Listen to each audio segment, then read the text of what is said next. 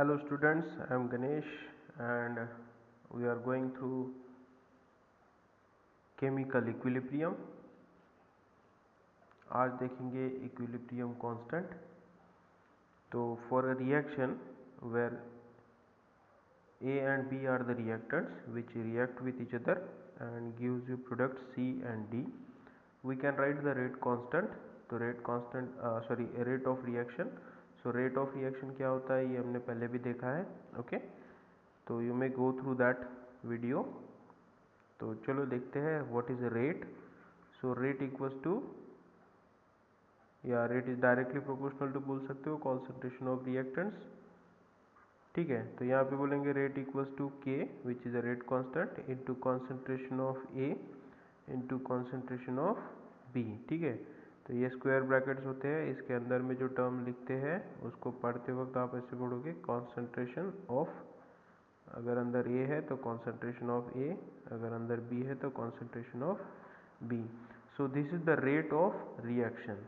अब अगर ये रिएक्शन रिवर्सिबल है तो यहाँ पे डबल हेडेड एरो दिखाएंगे. सो इन रिवर्सिबल रिएक्शन देखो ये फॉरवर्ड रिएक्शन है, वहाँ पे ए और बी रिएक्ट होकर आपको सी एंड डी दे रहे हैं. अब अगर रिएक्शन रिवर्सिबल है तो सी एंड डी रिएक्ट होंगे और आपको ए और बी देंगे फिर से. ठीक है, तो ये जो है इसको बोलेंगे रिवर्स रिएक्शन. ओके, सो अगर फॉरवर्ड रिएक्शन है तो के की जगह पे के एफ लिखते हैं indicating the rate constant of forward reaction.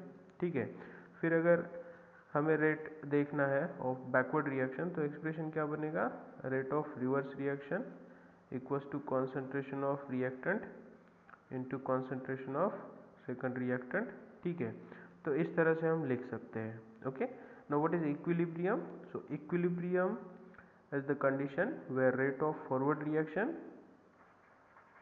ठीक है, rate of forward reaction is equal to rate of reverse reaction. तो एक काम करते हैं इसको भी एफ दिखा देते हैं. So rate of forward reaction equal to rate of reverse reaction. ठीक है, तो इसकी जगह पे आप एक्सप्रेशन ले सकते हो. तो क्या होगा, रेट ऑफ फॉरवर्ड रिएक्शन क्या है, it is rate constant of forward reaction multiplied by concentration of reactant into concentration of product reactants. Okay, so that is equal to K R into concentration of reverse reaction का reactant. ठीक है, तो वो क्या है C into concentration of second reactant that is D. Okay, तो ये हो गए दोनों के रेट्स. तो rate of forward reaction equals to क्या हो गया, rate of backward reaction. Now what is equilibrium constant. Equilibrium constant is the ratio of rate constant of forward reaction upon rate constant of reverse reaction. ठीक है, तो ये हो गया आपका equilibrium constant. Equilibrium constant equals to rate constant of forward reaction, rate constant of reverse reaction, इन दोनों का रेशियो. कैसे डिफाइन करोगे.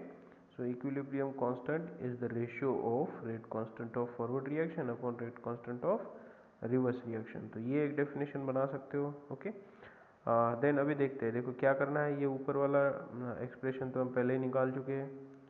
के F equals to concentration of A into B that is again equals to concentration K R into concentration of C and D.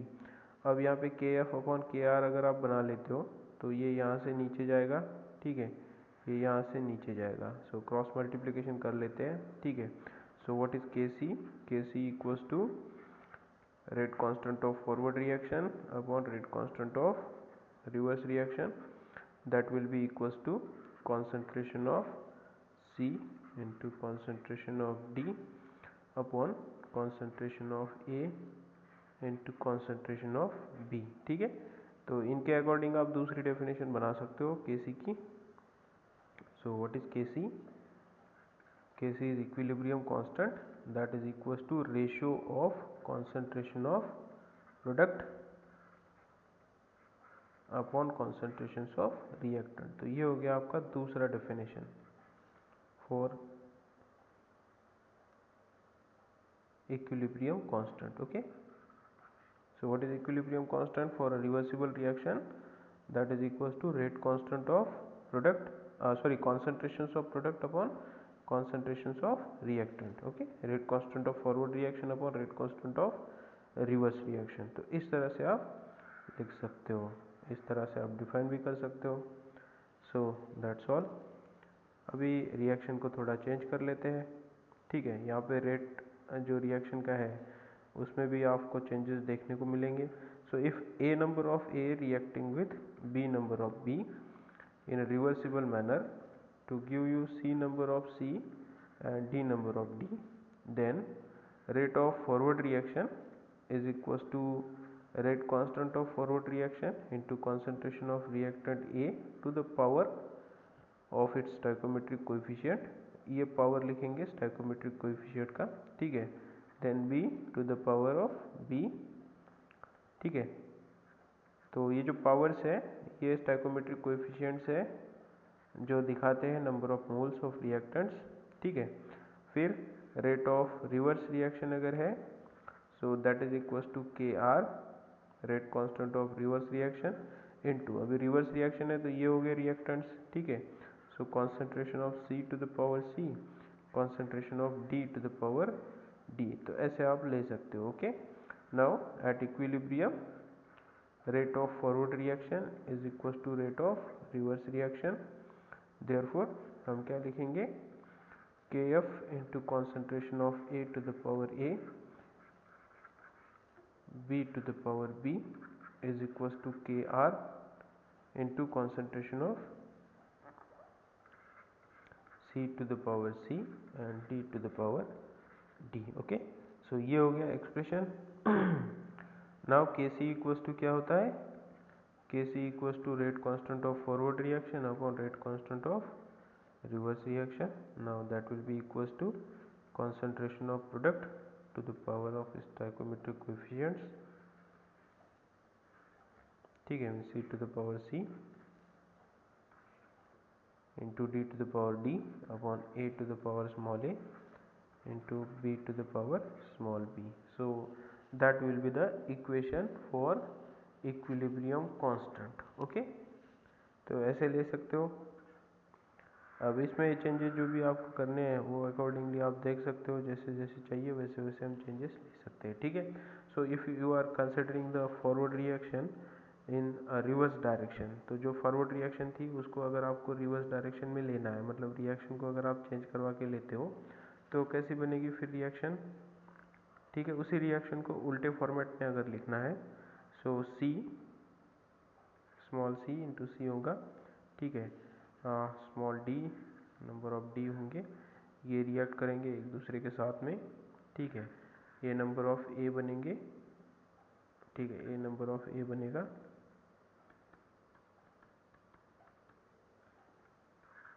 A number of ए बनेगा और B number of B बनेगा। तो same reaction है, उसको हमने reverse direction में दिया है।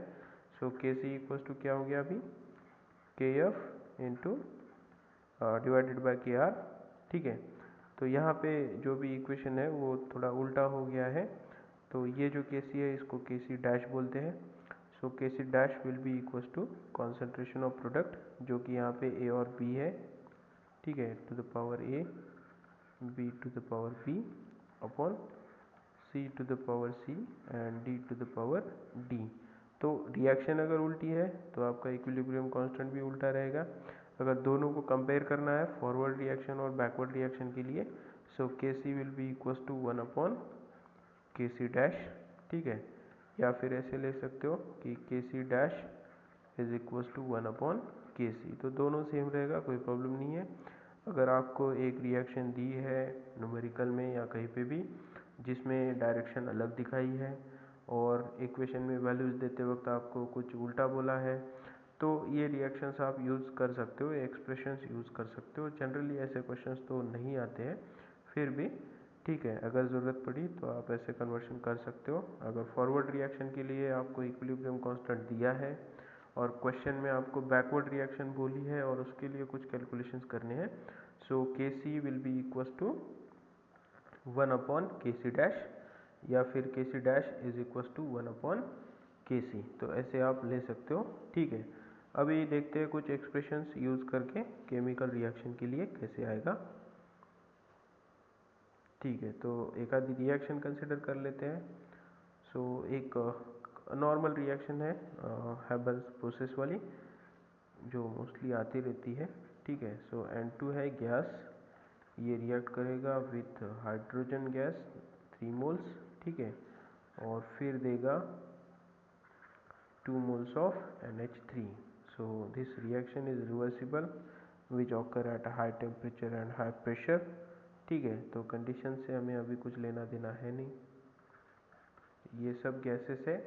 और यहाँ पे आपको लिखना है इक्विलिब्रियम कांस्टेंट की वैल्यू, ठीक है। सो कैसे आएगा, equilibrium constant equals to concentration of product, तो यहाँ पे प्रोडक्ट कौन है, NH3, तो यहाँ पे लेते हैं concentration of NH3 to the power, इसका आएगा स्टोइकोमेट्रिक कोएफिशिएंट दैट इज 2, ये नंबर ऑफ मोल्स इंडिकेट करने वाली टर्म आपको पावर में लिखनी है, ठीक है। फिर आएगा N2 and H2, yes, power कितना आएगा, number of moles that is equal to 3, ठीक है। तो आपको रिएक्शन बैलेंस करके लेनी होती है। बैलेंस रिएक्शन में जो भी आपके स्टोइकोमेट्रिक कोएफिशिएंट्स है उनको आप उनके कॉन्सेंट्रेशन टर्म्स पे पावर के फॉर्मेट में लिखोगे, ठीक है। So this is the expression for Kc for the given reaction. अगर इसी रिएक्शन को उल्टा आपको दिया है तो Kc की जगह पे Kc डैश लेंगे, जो न्यूमरेटर है वो नीचे आएगा, डिनोमिनेटर ऊपर जाएगा, और फिर से ऐसे बोल सकते हो कि Kc dash will be equals to 1/Kc, ठीक है। तो आई होप आपको समझ में आ रहा होगा, ओके। अब आगे जो टर्म्स है उसमें आएगा equilibrium constant with respect to partial pressure, ठीक है। तो ये काफ़ी ज़्यादा इम्पोर्टेंट है, इक्विलिब्रियम कांस्टेंट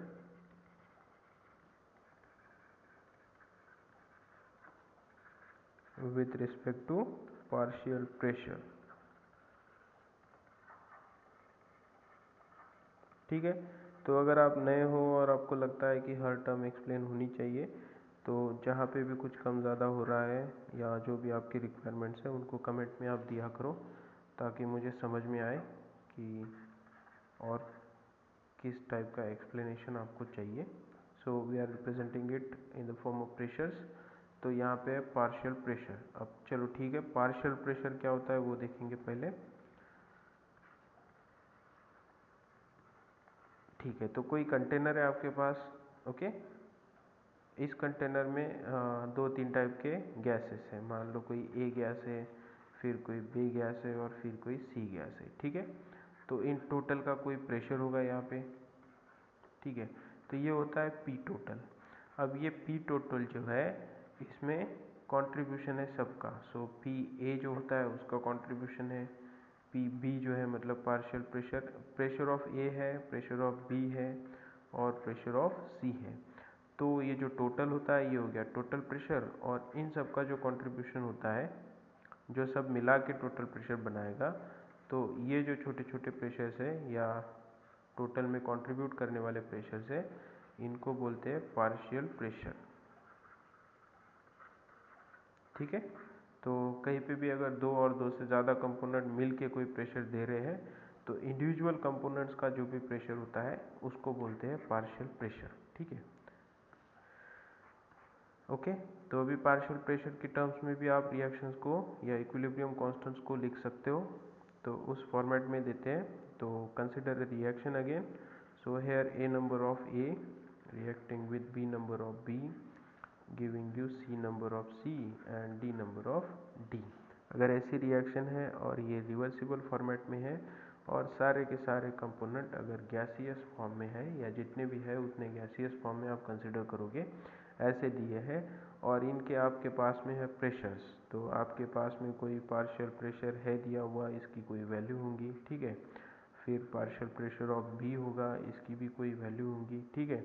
ऐसे अगर देखे रखे हैं और इस टर्म्स में आपको यूज़ करना है केमिकल इक्विलिब्रियम कांस्टेंट, तो आप लिखोगे K P with respect to partial pressure that will be equals to same जो है प्रोडक्ट सी का है तो पावर आएगा C, that is the stoichiometric coefficient, ये आपको लेना है, ठीक है। फिर partial pressure of D to the power small D that is the stoichiometric coefficient, ठीक है। फिर आएगा partial pressure of A denominator में to the power small A and partial pressure of small b to the power b। ठीक है, तो इस तरह से आप एक्सप्रेशंस दोगे। अब यहाँ पे जो टर्म्स है वो क्या है, तो it is partial pressure of c, partial pressure of d, means these are the product of partial pressure of products upon products of partial pressures of reactant. So this is your expression for partial pressure of gases and equilibrium constant. Okay, now we can derive the relation between equilibrium constant for concentrations and equilibrium constant for partial pressures of gases। ठीक है, so let's move toward the equation or relation। ठीक है, then the next and important topic is relation between Kc, means equilibrium constant in terms of concentrations, and Kp, means equilibrium constant with respect to partial pressures। ठीक है, तो अभी फिर से वही reaction consider कर लेते हैं। सो a number of A reacting with B number of B giving you C number of C and D number of D in reversible manner। Okay, so now for this reaction you can write Kp। so Kp equals to partial pressure of concentrations of product या partial pressures of product। तो कैसे बनेगा, partial pressure of C to the power of its stoichiometric coefficient, partial pressure of D, ठीक है, to the power of its stoichiometric coefficients upon partial pressure of A to the power of stoichiometric coefficient A, then partial pressure of B to the power P। okay, so this is the expression। now अभी आप अगर ideal gas equation आपको पता है, yes you can use ideal gas equation for changing the concentration terms with partial pressures। ठीक है, so what is ideal gas equation, it is equals to PV equals to nRT।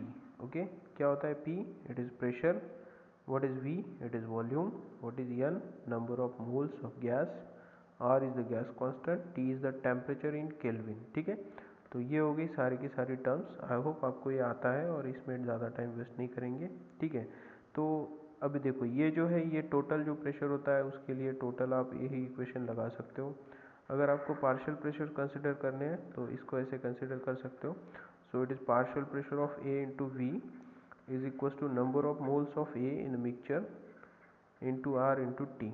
ठीक है, we को अगर इधर लेके जाओ तो ठीक है क्या बनेगा, partial pressure of A is equal to number of moles of A upon volume into R T. So this term represent the concentration. Okay, so it can be written in the form of concentration of A. तो यहाँ पे आप replace कर सकते हो concentration of A into R T. Okay, तो ऐसे बन जाएगा आपका expression for partial pressure of A. Okay, similarly हम क्या कर सकते हैं, चेंजेस कर सकते हैं यहाँ पे, एक बार देख लो क्या है। So it is partial pressure of A into V, P V normal है, it is equal to number of moles of only A, because total pressure नहीं है, कितना प्रेशर है, सिर्फ ए का प्रेशर है पार्शियल प्रेशर। ठीक है, तो सिर्फ ए के मोल्स लेंगे इंटू आर टी। सो ये वी ऊपर यहाँ से यहाँ डालोगे तो नीचे जाएगा। ठीक है, और N A upon V number of moles upon volume is giving you concentration. Okay, so this is your concentration term, A लिखा है उसकी जगह पे। So P A equals to concentration of A into R T, ये हो गया equation. अब जैसे इसका आया है वैसे बाकी के लिए भी आप ले सकते हो। ठीक है, तो जो भी टोटल बनेगा कन्वर्शन वो हम यहाँ पे लेते हैं। So P A partial pressure of A is equals to concentration of A into R T. Okay, partial pressure of B क्या आएगा फिर, concentration of B into R T. Partial pressure of C क्या आएगा, it is equal to concentration of C into R T. And partial pressure of D जो है वो आएगा concentration of D into R T. ठीक है, So these are the expressions we have to put this in terms of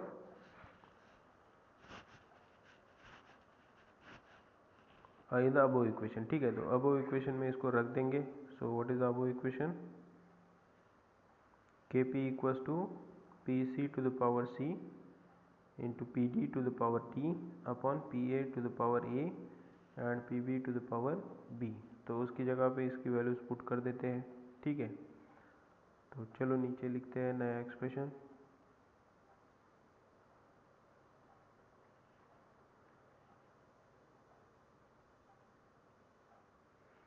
ठीक है, क्या बनेगा फिर? Kp इक्वल्स टू, पहले क्या था? Concentration of Pa. So Pc के लिए क्या आएगा? C to the power C RT to the power C. तो टोटल टर्म का पावर बन जाएगा. यहाँ पे लिख लेते हैं कैसे बनेगा. सो जहाँ पे आपका Pc है, ठीक है, वहाँ पे CRT है.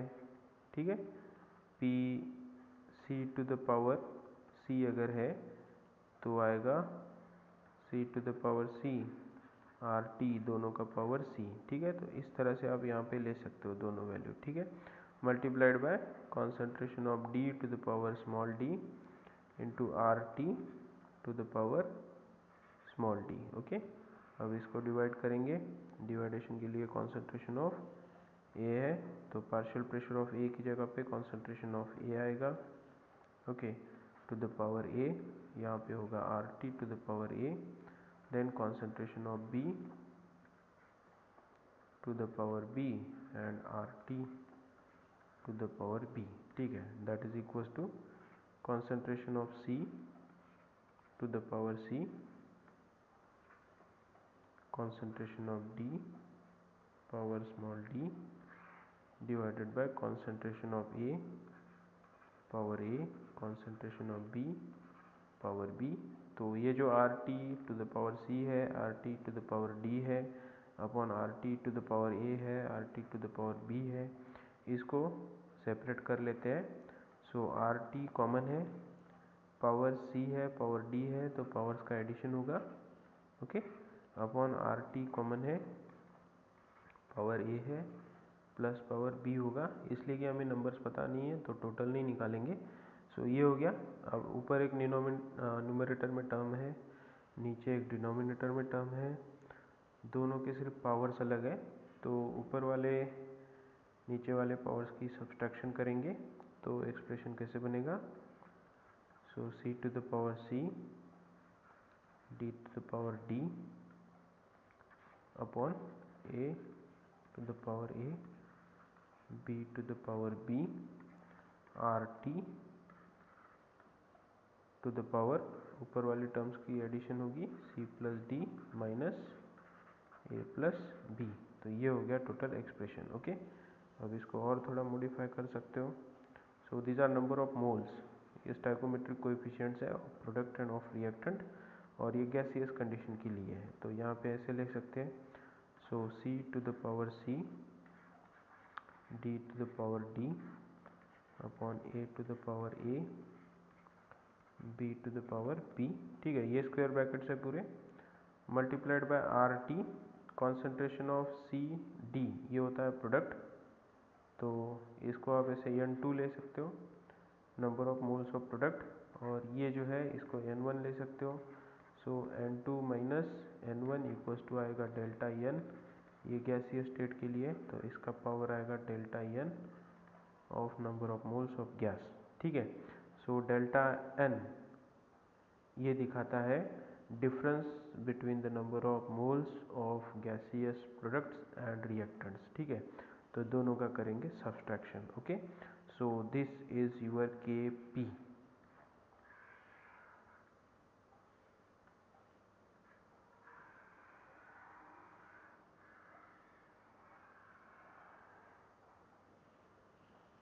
ओके, सो कुछ भी नहीं, हमने बस वैल्यू चेंज करके रखी है वहाँ पे. आइडियल गैस इक्वेशन से लेके सबके लिए वही वैल्यू आएंगी. ये कंडीशन अगर आपको समझ में आ रही है सो दैट्स ओके, बाकी सब आपको अच्छे से समझ में आ जाएगा. ठीक है, क्या करना है, P C equals to C R T है, P C to the power C अगर है तो C to the power C और R T to the power C आएगा। तो इसी टर्म्स को हमें नीचे लिखना है। फिर देखो कोई कॉमन टर्म हमने कैंसिल नहीं की है, सबको ज्वाइन करके बाजू में लिखा है। So R T to the power C है, R T to the power D है, इसलिए R T to the power C plus D लिख दिया क्योंकि पावर का एडिशन होगा। Okay, so this is your final expression where delta N क्या है, difference between number of moles of gaseous reactant and gaseous product. ठीक है, product और रिएक्टेंट बोलो। ठीक है, देन के पी इक्वल्स टू क्या आएगा, फिर फाइनल एक्सप्रेशन अभी आना बाकी है। सो के पी इक्वल्स टू ये हो गया के सी, तो ये पूरी टर्म जो है ये के सी है। Okay, R T to the power delta N for gaseous moles. तो सिर्फ गैसियस मोल्स को कंसिडर करेंगे जब आपको पार्शियल प्रेशर में देना है। ठीक है, so this is your expression. Delta N के लिए कोई वैल्यू अगर कैलकुलेट करके देखनी है तो वो देखते हैं। So delta N equals to difference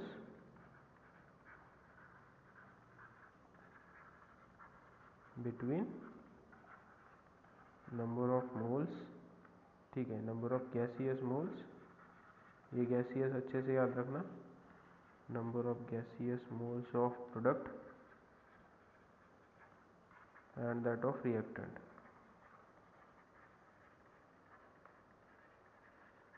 ठीक है, कुछ रिएक्शन देख लेते हैं जैसे कि हमने पहले देखी थी। N2 प्लस 3H2 है, ये क्या करेगा, ये देगा 2NH3। तो यहाँ पे 2 गैसियस मोल्स है, यहाँ पे 1 गैसियस मोल है, यहाँ पे 3 गैसियस मोल है। तो ये हो गया N1 और ये हो गया N2। ठीक है, देखो क्या समझ में आ रहा है, delta N equals to N2 minus N1, product minus reactant, number of moles. ठीक है, तो प्रोडक्ट के कितने नंबर ऑफ मोल्स है गैसियस स्टेट में, 2। आ रहा है समझ में। ठीक है, सो 2 माइनस ये कितने हैं, 1 और 3, 4, टोटल मिला के 4 हो गया। ठीक है, so delta N equals to -2, it is for number of gaseous moles only. बाकी के मोलिक्यूल्स कैलकुलेट नहीं करने हैं इस एक्सप्रेशन में, जब कैलकुलेट करने होंगे तब मैं आपको बता दूंगा। सो ऐसे आ रहा है, आई थिंक आपको समझ में आ रहा होगा। कोई और रिएक्शन लेते हैं। ठीक है, सो अगर कोई ऐसी रिएक्शन है, H2 है प्लस I2 है, ये भी गैस है, ये भी गैस है, दोनों का रिएक्शन होगा रिवर्सिबल मैनर में, प्रोडक्ट बनेगा 2HI। अब बताओ डेल्टा एन कितना होगा, ये भी गैस है। ठीक है, सो डेल्टा एन कितना होगा, देखो ये कितने मोल्स है, ये हो गया आपका N1 equals to number of moles of reactant that is equals to 2। ठीक है, ये हो गया आपका N2 means number of moles of product, gaseous product. Okay, so N2 equals to कितना हो गया, 2। So delta N equals to क्या होता है, number of moles of product minus number of moles of reactant equals to 2 minus 2 equals to 0। So delta N equals to 0, अब R T to the power 0 आएगा ऐसे reaction के लिए। ठीक है, सो दैट्स ऑल। आगे कुछ कैलकुलेशंस वगैरह देख लेंगे इससे रिलेटेड, और कुछ चाहिए हो तो आप मुझे कमेंट सेक्शन में थोड़ा बताते चलो। ओके।